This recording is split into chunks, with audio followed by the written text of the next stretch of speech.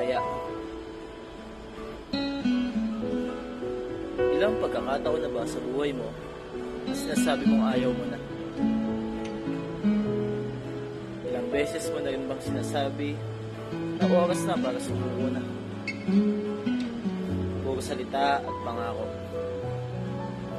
Puro salita at pangako sa nasabi mo sa sarili mo. Hayaan mo. Tutulungan kita. Gigisingin kita kung yan ang gusto mo. Simulan natin kung gaano ka kahalaga sa kanya. Sabi nila kapag mahal mo, ipaglalaban mo siya. O bakit kanya iniwan? Bakit di ka man nilang pinaglaban ng taong mahal mo? Simple lang. Hindi ka na niya mahal. Yun ang totoo. Ang mabigat, gumagaan kapag binibitawan. Kung magtitiis ka sa bigat at sakit, ikaw din ang mahihirapan. Para ka lang nasa kulungan. At ayaw mo lumabas, ngunit bukas naman. Tanga ka din eh. Mas pinipili mo kasi masaktan.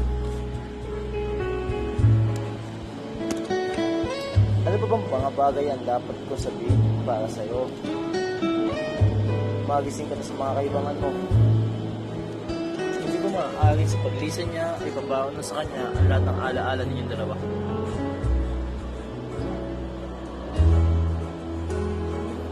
Hindi ba pwedeng lahat ng sakit, dalamhati ay maglaho na lang habang papalayo siya? Hindi patas ang mundo dahil habang siya ay nabubuhay na ng masaya. Ikaw ano?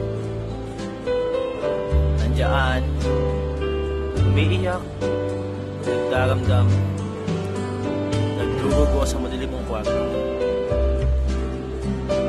Gaano kahabang panahon pa ang kailangan mong hugulin para palayain sa sarili mo sa nagdaan? Napatid na ang kadena, nakakagalaw na ang kamay at paa mo. Sa wakas naputol na ang mga gapos. Ikakampay mo na lang ang mga pakpak para lumipad sa kalawakan.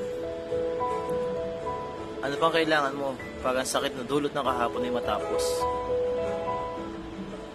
Hindi na kailangan mahulog ng mga bulalakaw at ikaw ay humiling. Kailangan mo nang gumising sa matagal mong pagkakahimbing. Bes, pakawalan mo na lahat ng sakit at magpakasaya. Halika, sabay nating iplano ang iyong paglaya.